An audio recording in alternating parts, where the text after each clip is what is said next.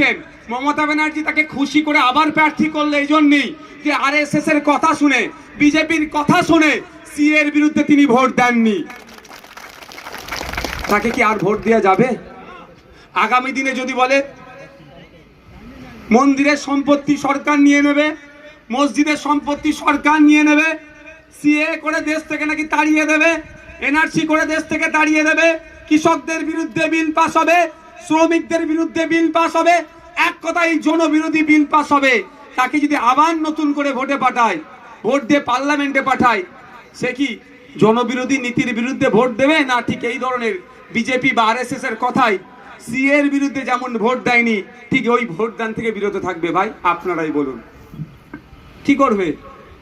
চুপচাপ থেকে যাবে, ভোট দেবে না।